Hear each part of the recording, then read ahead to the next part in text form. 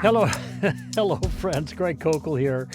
Oh, how many years I've been listening to that rooster, and still tickles me. And the rooster is me, actually. I was goofing around when I was at the KBRT studios, probably 30 years ago, and the mic was on, the recording was being made, and now we have it for posterity. Welcome to the show, friends. I some sobering thoughts to offer as we begin the show. Of course, everybody knows that on Saturday in Butler, Pennsylvania, the presidential nominee, now for the Republican Party, Donald Trump, was shot. And actually, 8 bullets were fired. None hit their intended target, at least as intended. Target was Trump. He had one that clipped his ear. And 2 others were injured by 2 other bullets, and 1 person lost their life. Ironically, in a certain sense, protecting the lives of his wife and I don't know, children with her. He covered their bodies and took a bullet. And that bullet took his life. I don't have his name in front of me. I think he was a firefighter or something like that. But that's pretty amazing. Here's what I want to say about that. There's been so much said already by so many commentators, and I'm somewhat restrained by what to say because we have a particular goal with what we try to accomplish through Stand to Reason and our outlets like this radio show. And so I want to be mindful of that to some degree. What I want to do is speak to Christians about Christian things and Christian behavior and Christian ideas. And apparently there has been quite a bit of foolish talk done by Christians posted everywhere. There's been an avalanche of this as people are looking at the events of that afternoon and are drawing theological conclusions from what took place. I just have a couple of quotes here that were handed to me. God sovereignly saved his life. God moved the bullet. Trump is God's anointed. God is saving America through Trump. Now, as spoken, there's not a single one of those sentences that I affirm. And nor do I think we have any good reason to affirm any of them. Now, you know that I have a very strong understanding or sense or commitment to the sovereignty of God. Most Christians do, but there are careful ways of explaining what they mean by the sovereignty of God. I almost said that there are some limits on that, but of course no one who is careful in their thinking will put it in that way. But nevertheless, the concept of God's sovereignty has to be qualified. Okay, here's what God's sovereignty is. God is ruler over all. There is nothing that happens that he doesn't either cause to happen according to his divine purpose or allows to happen according to his divine purpose. Therefore, everything happens according to his divine purpose. Was the Donald Trump's escape from the bullet that zinged by his ear, clipping his ear, and actually there are some photos, I haven't seen it, where you can apparently actually see the bullet zinging by. Was that a function, that event, a function of the sovereignty of God? The answer is yes, it was. In other words, God was sovereign over what took place.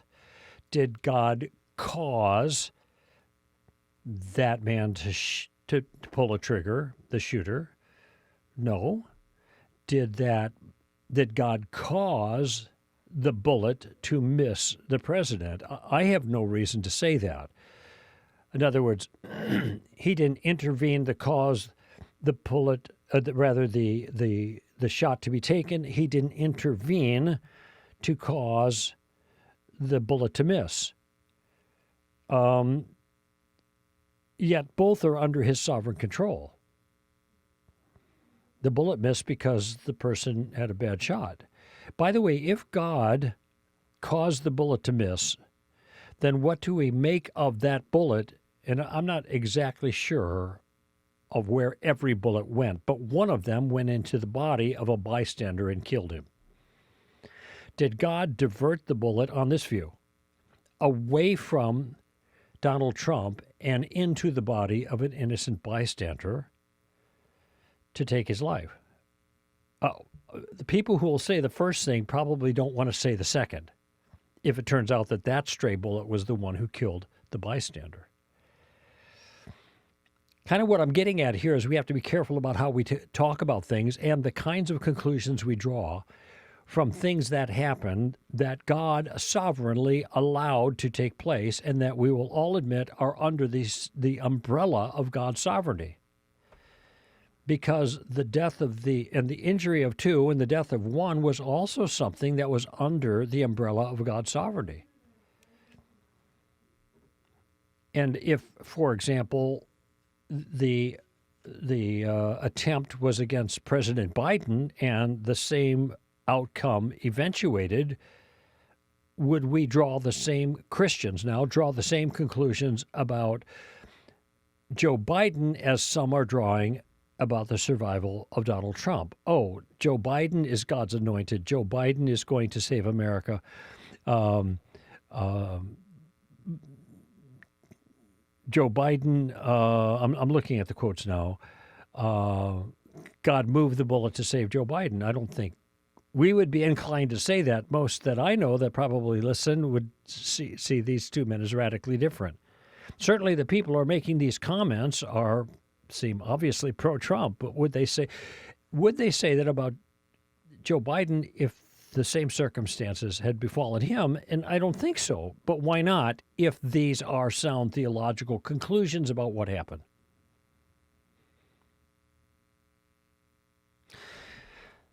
So God is sovereign, but we can't presume based on what he sovereignly allows to take place. We cannot presume on his intentions as to why he sovereignly allowed what happened.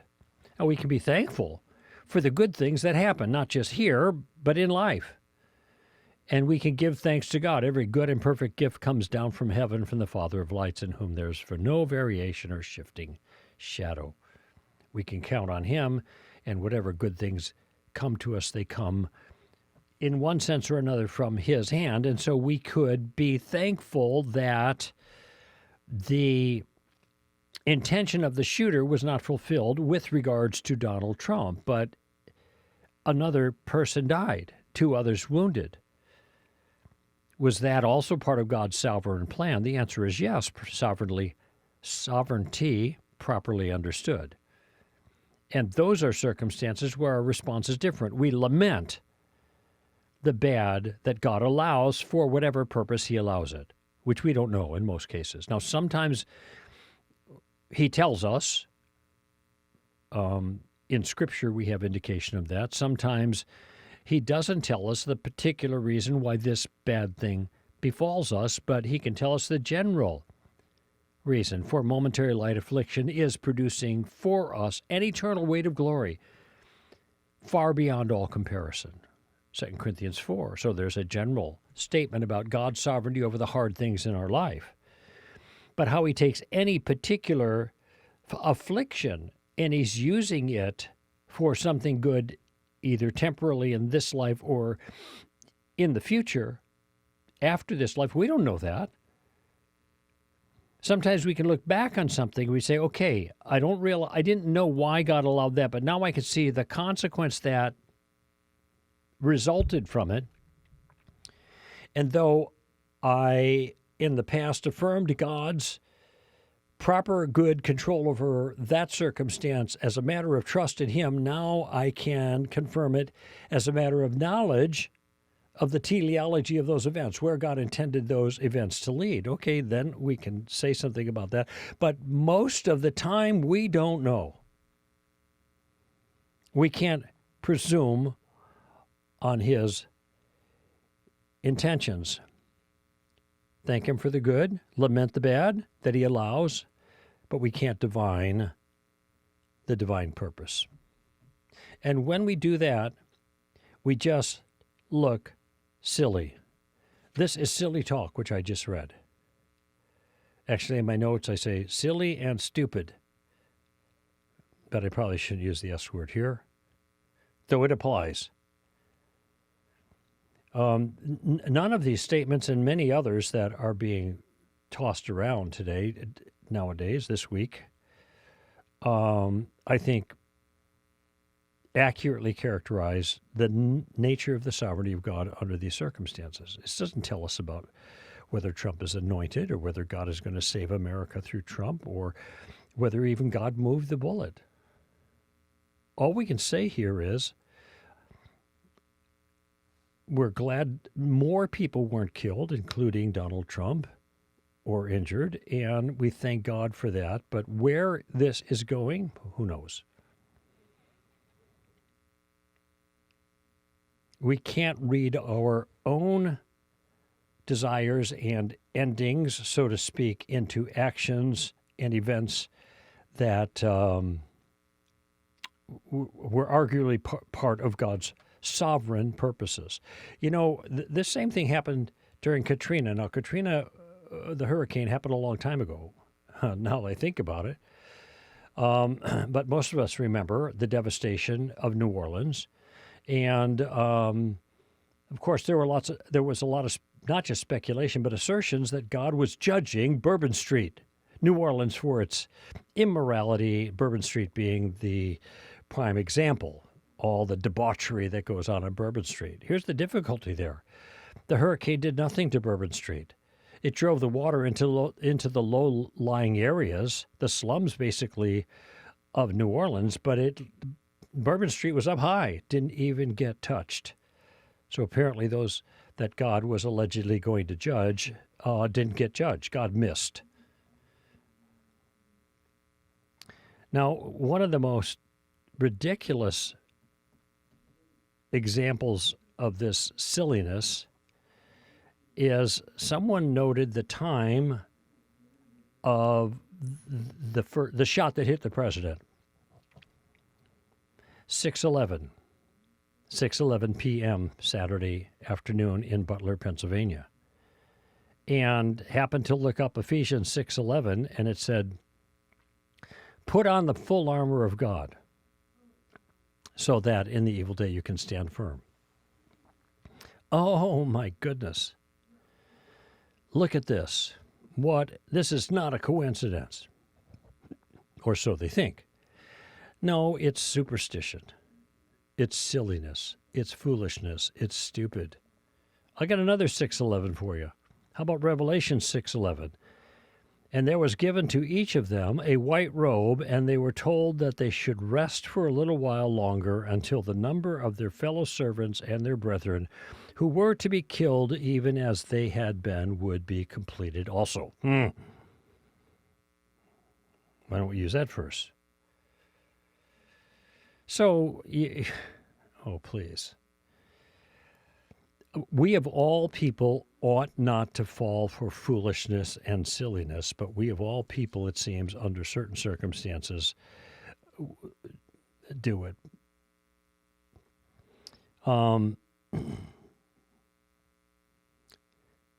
looking at another Revelation. I wrote this down, Revelations 13:3. Why did I read this? No, let me just see what that says. Revelations 13:3. Oh. Amy gave me this one. "And I saw one of his heads as if it had been slain, and his fatal wound was healed, and the whole earth was amazed and followed after the beast." Why not? Well, that wasn't you, Amy? Oh, but that's a good one. Somebody gave me that one. Well, why wouldn't we interpret that verse, I should say, these circumstances in light of that verse? See, you see how radically subjective all of this is. So, here's something that Amy did say, and I've talked about this during my own talks on decision-making, the will of God. God isn't just sovereign in the big things. God's sovereign in the little things, too. And when you think about it, oftentimes it's the little things that make the biggest difference in the trajectory of one's life. And she mentioned, as we were talking, in 1996, there was a lost piece of paper at her job that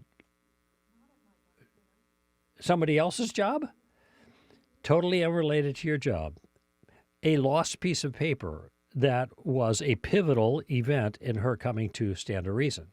And now you know, how many years is it? 16 years? That long? 17 years? So now 17 years later, you know the result, the consequence, the great benefit, the great work that God has performed in her life through what? What is apparently an inconsequential event, the loss of a piece of paper. God is sovereign over all, okay? That's what we could say about last weekend, the events at Saturday at 6:11 p.m. in Butler, Pennsylvania, that God is sovereign over all. What we cannot do is presume on his intentions or even the modes of his execution of his sovereignty, moved the bullet, performed a miracle. Can't presume any of that. We don't know. And when we start acting like we think we do know, we end up sounding silly. Let's just stick with the basics, the sovereignty of God, no matter what. For good or for ill, God is in control. He is not the author of evil. He can use evil for his good, but we don't know what the good is that he's going to use evil for in any given situation. Okay? Hopefully okay. Let's see. A look at the clock. Time for a break, and then we'll come back with some calls here on Stand to Reason.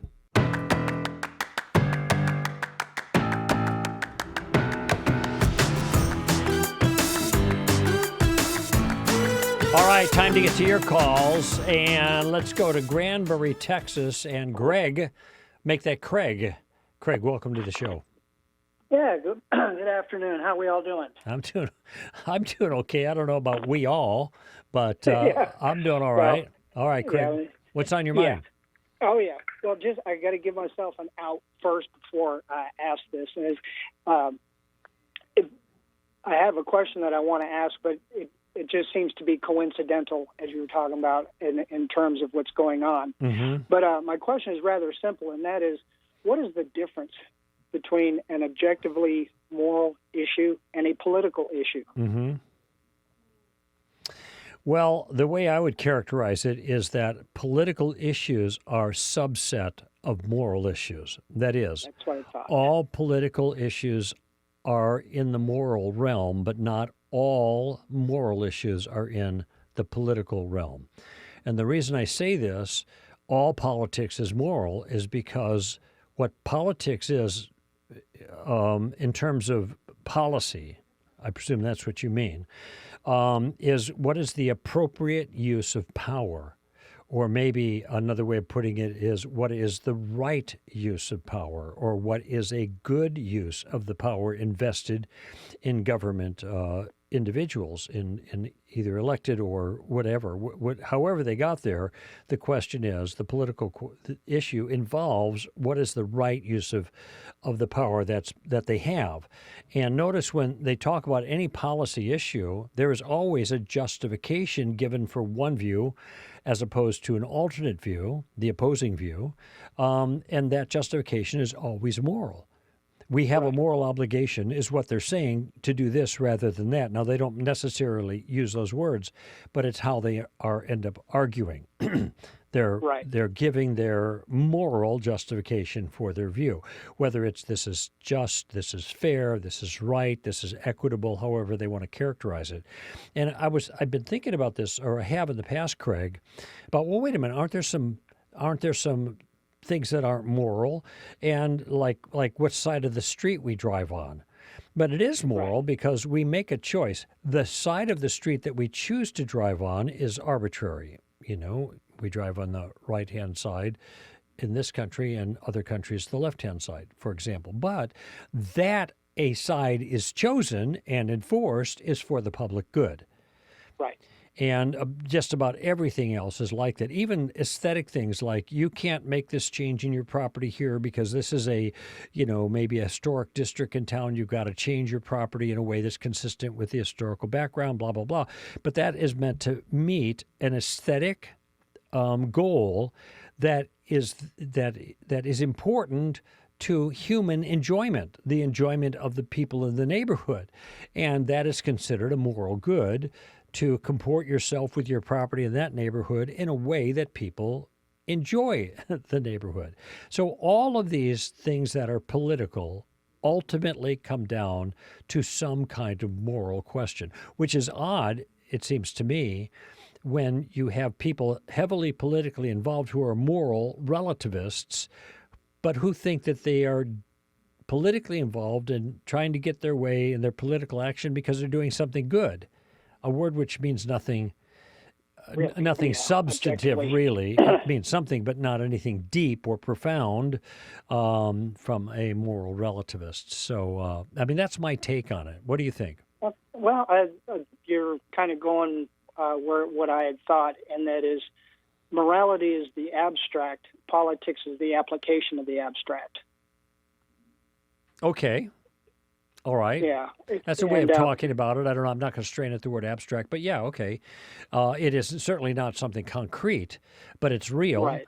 And so the political arena is a way where moral principles are in play, and political action is justified by an appeal to those moral principles.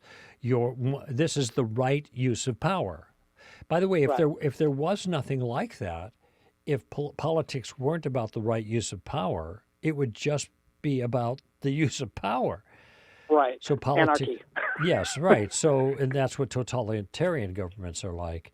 So now there are a lot of things in the moral realm that go beyond political policy, and sometimes policy ignores certain moral elements because for the government to inveigh with a policy initiative on that issue would be to intrude too aggressively into the sphere of private liberty. So lying is actionable if you do it under oath, but it's not actionable if you just do it every day. And if they made all lies, all lying illegal, you can see the radical intrusion there would be on personal liberty. So at every level, it seems like the moral question is at the heart of all political activity, whether we admit it or not, unless that's all legitimate political activity. And if not, then we're just talking about a raw display of power in politics. Right. Now, I guess one of the unanswered parts that I have is, and I think it's probably subjective, and that is when you come across with an idea like, say, I'm pro-life from conception. Oh, that's a Republican idea, or that's not a Democrat idea. Putting these, actually I want to call them labels, but more monikers than anything.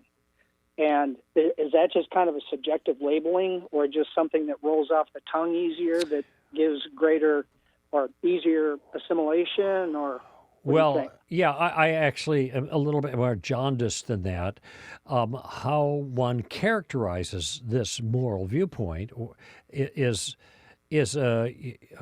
sometimes a matter of rhetoric. That is, a characterization of a moral viewpoint is given to diminish the force of the moral viewpoint. Now, whether abortion is right or wrong is a question that stands all by itself on moral realities, basically.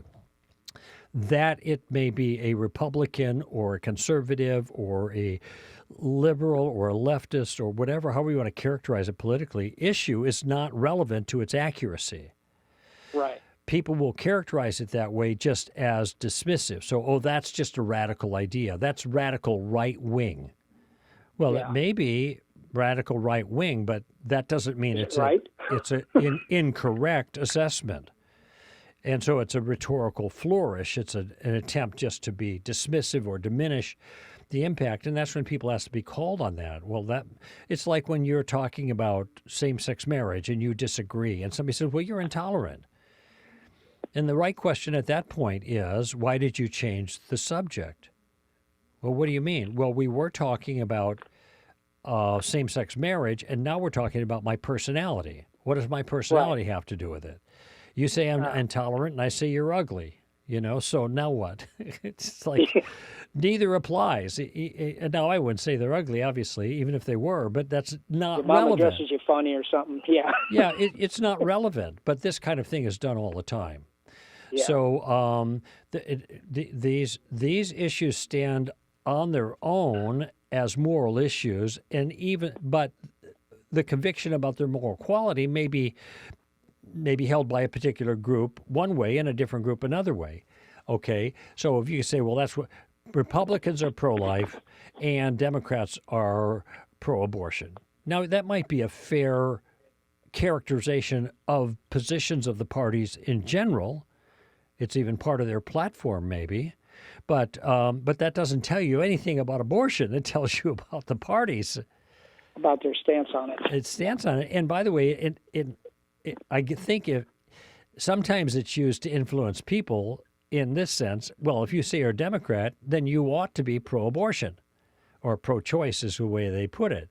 Right. But you ought to be pro-abortion or pro-life based on the moral merits, not just because the party you associate with characteristically right. Has one view rather than the other.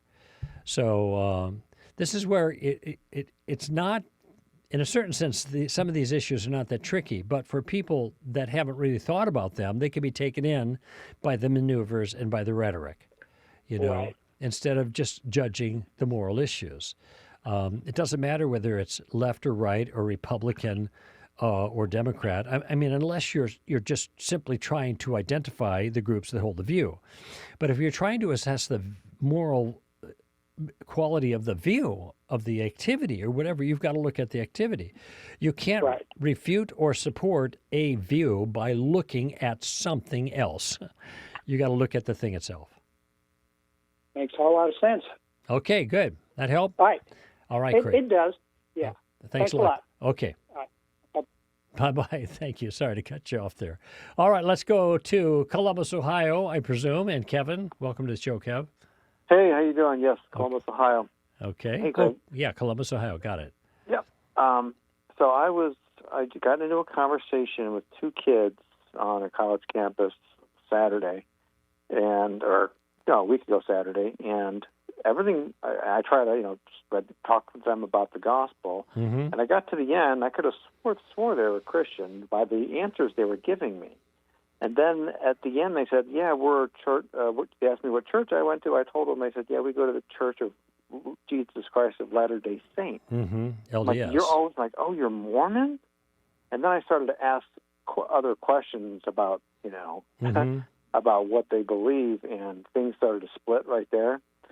So the guy, there's a girl and a guy. They're very, very, very nice. And the guy said, "Hey, I'm going to send you something. Read this." And it was just the Book of Mormon, and I didn't.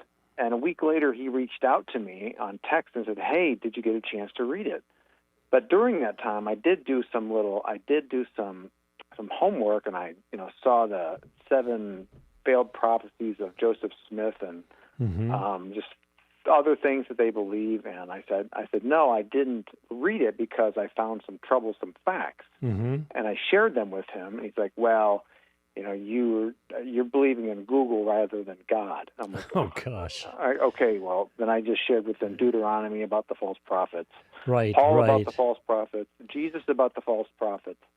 He's like, "Well, can you meet?" I'm like, "Okay, yeah, sure." So my question to you is, you've probably been through stuff like this before. What do you think is going to happen, and what can I do more to prepare? Well, I think it's a good idea that you meet with them and talk with them. It's frustrating when they say things like, "Will you believe in Google rather than God?" Okay, and or they say if you pray the prayer and you regarding the Book of Mormon and you don't get the testimony, the burning in the bosom, then they say, well, you just don't have enough faith, and those in other words, our view isn't wrong. It's just something else. The fault is elsewhere, and so you need just to be aware of these kind of maneuvers. And when for example, when they say you believe in Google, look, I would regarding the Book of Mormon, I would have some questions. I say, so as you understand it, the Book of Mormon is a historical work. Yes. So the things that are in the book actually took place in the United States, before the United States was the U.S. of A., but in North America. All these civilizations and everything that's recorded actually took place. Yes. In other words, the horses and the chariots and all of that was going on at that time. That's all part of the description there. Yes. How could there be horses when the horses didn't even come to the North American continent until the Spanish introduced them, long after these events are supposed to happen? And by the way, how could there be chariots when there were no wheels? The wheel wasn't invented in North America. Okay? Now, you're not going to get away with you believe in Google rather than God. Because they can't toss that out. If these things are history, and it turns out the history is false, at least on significant points, now what? Did God inspire false history? See, that's a question you ask them. Okay? Did God inspire historical errors? And by the way, if I can't trust this aspect of the history, why do I trust the rest of it? Because I have a burning in the bosom? But if I have a burning in the bosom about the historical accuracy of the Book of Mormon, then I have a burning in the bosom that tells me that something that is false is true, like the wheels and the chariots and the horses and the whole thing. And so those are the kinds of, notice I'm identifying some details I know that are problems, and you're probably aware of it as well. And but I'm putting them in the form of a question. And when I ask them, first off, is this a historical book? Yes. In other words, you think the events that are in this book actually took place in history. Is that right? Yes. Okay, so I'm setting them up now in a proper way. I'm just trying to get clear on what they understand the book to say, or the kind of book it is. Now I can more aggressively go into, well, this is a fault. This is in the book is inconsistent with the history. Period. Forget Google. We just have no evidence, except for the Book of Mormon, that there were wheels and horses. They weren't. They were introduced by the Spaniards, for goodness sake. So anyway, those are the kinds of questions that might be helpful to undermine their confidence in the Book of Mormon. But if they ask me if I want to read the Book of Mormon, I would say no. And they would say, well, don't you want to know whether it's from God or not? I said, no, it's not relevant. Because none of the history in the Book of Mormon, the alleged history in the Book of Mormon, is theologically significant. The problem isn't with the Book of Mormon, which is largely non-theological. The problem is with the Doctrine of Covenants and the Pearl of Great Price and the other teachings of the Mormon Church. Okay? So yeah. that's a point that I'm going to make. Okay? Yeah. I was thinking along those lines also, because I'm assuming you're aware of this, like 7 false prophecies that Joseph Smith made. Wait, say that again. The 7 false prophecies that Joseph Smith made. Yeah. I said I didn't read it because why would I read from a verifiably false prophet? Mm-hmm. Knowing that, why would I want to read anything else? Mm-hmm. And he still pushed to try to meet with me. Well, yeah, they're going to probably keep doing that, and that's all right. Don't worry about that. But if it were me, I probably would not be accusing Joseph Smith of being a false prophet, though I think he's guilty of that. The question is, what is going to resonate best with them? And as a general goal, what you want to do is put a stone in their shoe. You want to give them something worth thinking about that can kind of gnaw at them a little bit. And what I offered is a strategic approach. I don't want to read the Book of Mormon. First of all, it's not theological, so even if I thought it was all true, that doesn't confirm Mormon doctrine. And secondly, I have good reason to believe it's not historically sound. So why would I ask God to tell me to affirm something I know to be historically inaccurate? So that's a strategic point. That's a kind of way of going about your conversation with them. But another one is this. It says, you can ask them, do you believe that the Bible is inspired, that it's God-breathed, that it's from God? You can trust that the Bible speaks for God. Now, their view is the Bible is inspired insofar as it's properly translated, which, by the way, is my view. A bad translation isn't the Word of God. It's a bad translation. It's only the Word of God if it's properly translated. Now, I agree with that. So, in principle, we have the Bible. So then, therefore, this is what I would say to them. I get their commitment that the Bible is a reliable source of information by God. They use the King James Version, which is awkward because it's ancient English. But nevertheless, okay, we'll go with that. Okay, now what you have, and again, speaking strategically here, now you have a common source of authority. You both agree in the Bible. You don't agree with the Joseph Smith stuff, but you both agree with the Bible. So in other words, and what I would say to them is the teachings of the teachings of the Mormon Church in whatever documents they have for that, Pearl of Great Price, Book of Mormon, Doctrine and Covenants, whatever other sources, they would have to agree with the document that you said, and we both agree is given by God, the Bible. That's a question. I want to get their affirmation of it. So now, if they say, no, they don't have to agree, well, then I'm going to backtrack. Wait, didn't you just say you believe the Bible is the Word of God? So why would you not affirm, notice it's a question, why would you not affirm that other theological teachings would have to agree, or at least couldn't disagree with the Bible, which you say is the Word of God? Yeah, they would have to agree. Okay, now you've got a foundation upon which you could begin challenging Mormon teaching. Okay, Mormonism teaches that there is celestial marriage, and it is a critical part of the highest level of salvation. All right? But the Bible, Jesus says there is no marriage in heaven. Duh. So which is right? Was Jesus right, or is the Mormon Church right? Mm-hmm. You see how I'm conducting this?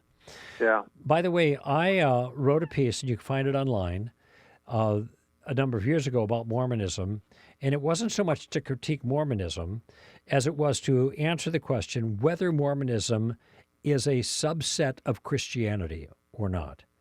Now, it turns out it's not. It's not a denomination of Christianity. It is a separate religion, and none other than Joseph Smith made this particular point.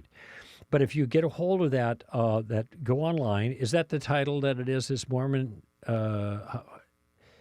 Amy's looking it up right now. But there's a lot of detail about what Mormonism teaches there. Good. Okay, is Mormonism, here you go, is Mormonism just another Christian denomination? Okay, now the correct answer is no, but I am very, very specific about how I do this. And every piece of doctrine that I identify as being Mormon, I got from the Mormon Deseret Press book on Mormon doctrine. It's called LDS Beliefs. So it's a primary source document, comes directly from their organization. And so I use that to compare. And I'm not even asking whether Mormonism is true or false. I'm just saying, is it Christian? Is it a denomination of Christianity? And then I make this comparison. But I think what the article will serve you in doing is to help you get a clearer picture of these particular things that Mormonism holds to be true. Okay? And then you can show, well, wait a minute, celestial marriage, that's part of Mormonism, right? Well, Jesus says there's no marriage in heaven. So who's right, Jesus or Mormonism? There you go. There's your question. Mic drop, whatever. And the approach I'm using here is the approach that I teach in Street Smarts, okay? Using questions to, the subtitle of that book is To Answer Christianity's Toughest Challenges.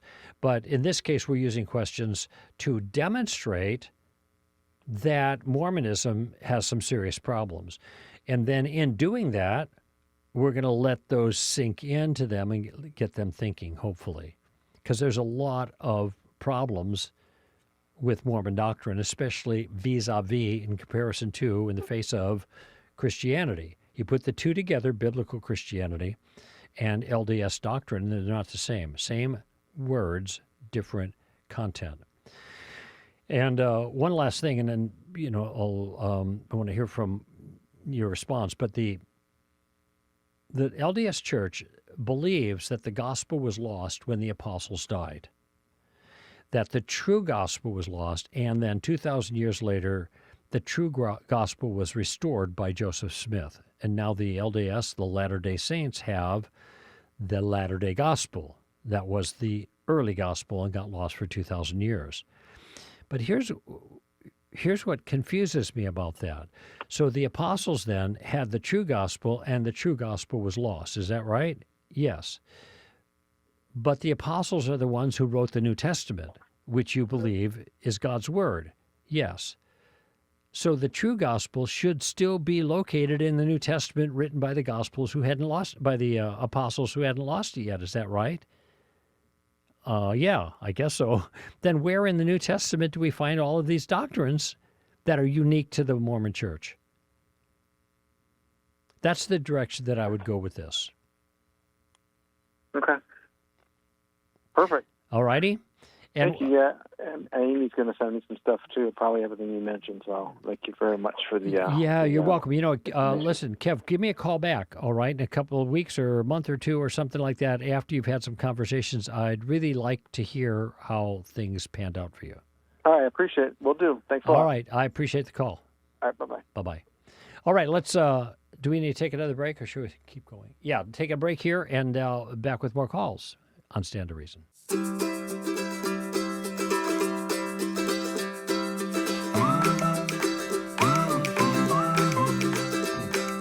All right, final segment for this hour. Let's go to Half Moon Bay, California. John, welcome to the show. Hi. Hi. Hi. I've got a question about peace in heaven with friends and family members that don't trust in the Lord. And so, my thinking is, in Job 39, God criticizes Job for having words without knowledge. And then in 1 Corinthians 13, verse 12, Paul says, for now we see in a mirror dimly, but then face to face. Now I know in part, but then I will know fully, just as I have also been fully known. Mm-hmm. So my conclusion now is that regardless of anything God does, I don't have enough information to criticize him. And so I'm wondering if maybe when we're in heaven, we would be more likely to be at peace with friends that don't trust in God. Wait, so back up just a minute, because there was something I missed. You said something about knowing enough not to criticize, or pick it up from there. I missed that. Well, my conclusion now is I don't have enough information to criticize any decision that God makes. Okay. That's my conclusion from Job. From Job. Okay. Yeah. Who are we to say that God is acted inappropriately or something like that, right? Yeah. Yeah. But in heaven, you think it'll be different? I think in heaven we'll know fully as we've been fully known. Yeah. maybe it'll make sense. Maybe I'll be at peace. I mean, for family members that are friends that aren't responding to the gospel. Well, look, thank you for the clarification. I think yes, absolutely. Because we will know more, we will have a better understanding of why God did certain things. Now, I don't know that this means we are going. Well, we're not going to be omniscient, obviously, but and it doesn't mean that all the full counsels of God are going to be laid bare to us. There might be things we learn as time goes on and on and on and on and on. I mean, we got like forever and ever, right? So, yeah. But God's counsels, are His own, and doesn't mean He's going to reveal everything to us. But I think with the specific reference to those friends and loved ones who are not in heaven, yes, we are going to see things the way God sees them. And we are going to see, and this I think is hard for many people to countenance right now, who have loved ones who have passed without knowing Christ and the forgiveness that He provides. That means we will never see them again. And the question others have raised is, won't we feel a sense of loss and agony and sorrow and lack of peace, knowing that our loved ones are forever in perdition? And my answer is, I can see how it would seem like that now, but when we are resurrected, we are going to see as He sees. And we are going to realize that what is being done, the punishment they have received, is appropriate and just. And in fact, it's a good thing. It's not like a fun thing, but it is a morally good thing because God is doing what is right. And so we will rejoice in the goodness of it and not anguish over the personal loss. I think our perspective will be different. And also in heaven, there's not going to be any anguish. And so that would be another factor in how we view those we love who are lost. It sounds strange to talk that way right now, but nevertheless, I think that's the way it'll work out. Okay. Good. Thanks. Okay, you're welcome. I'm glad that helped. Moving right along here, Las Vegas, and Katie. Hello, Katie. Hey, Greg. Thanks so much for having me on. I love your show. Sure, and thank you. I want to thank you, one, for doing this, because I think it's amazing that you spend your time on this. And two, I have had such a more amazing opportunity to put stones in people's shoes because of your Columbo tactics. They're fantastic. Great. That's great. So I was listening to your show last hour or before the break, and it was interesting that there was another person that called in kind of on this subject, but I'm in a tough spot right now trying to understand how to love my neighbor when I feel like what my neighbor, or in some cases even my enemy, might do that I believe is hurtful. I feel justified in being angry at the damage and the destruction that they do, and that is the Mormon influence in my life. And I'm struggling with being a loving Christian that treats them with respect and honor, which I do, but without getting just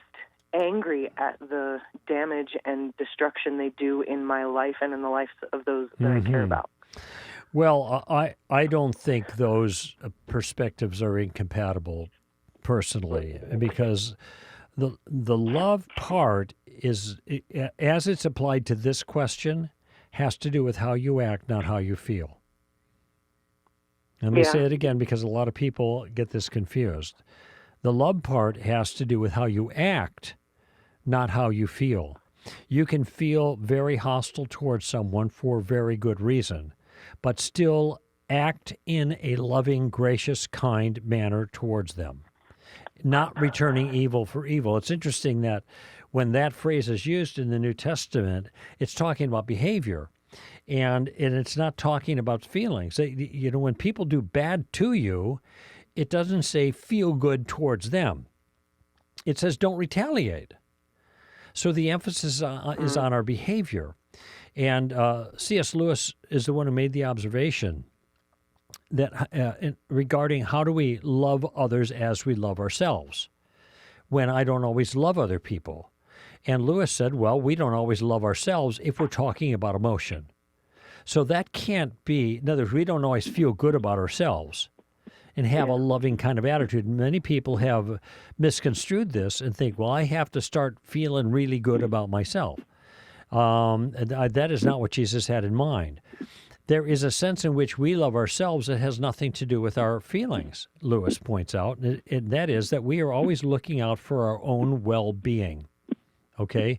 And so Lewis it makes the point that when we're told to love others as we love ourselves, that is, we are to look out for their well-being in the way we look out for our own well-being. And in fact, Paul says in Philippians 2 to even go over and above and put them first rather than ourselves first, okay? And that's the act of a servant, okay? Mm-hmm. So with regards to your LDS friends, I understand how inside you can be really angry at the terrible damage that results from the advance of their religion.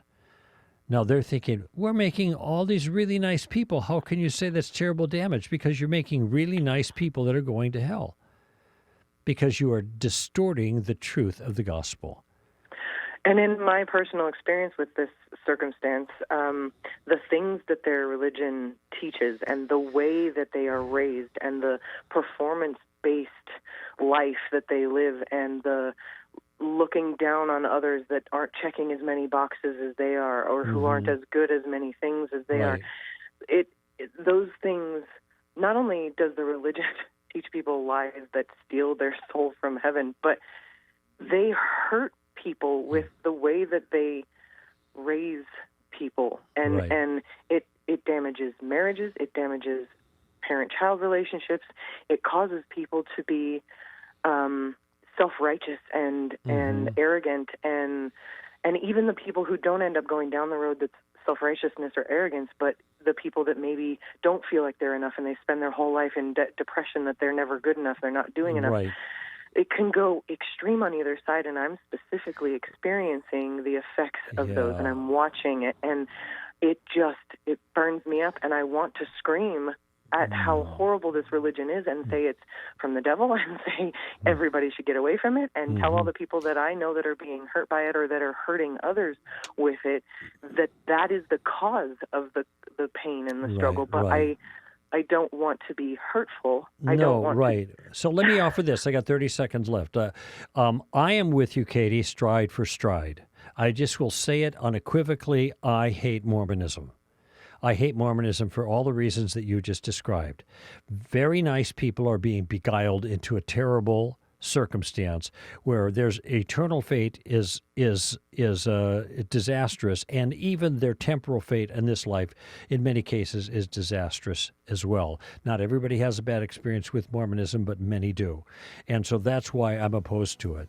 But still, I can be loving towards those people who are causing this, even though in my heart I am angry because of what they're causing, and there's just a strange, funny balance there. Hope that helps out. There's my music, so I got to go. Appreciate your call. Katie, maybe we'll talk again, okay? Greg Kokel here for Stand to Reason. Give them heaven, friends. Bye-bye now.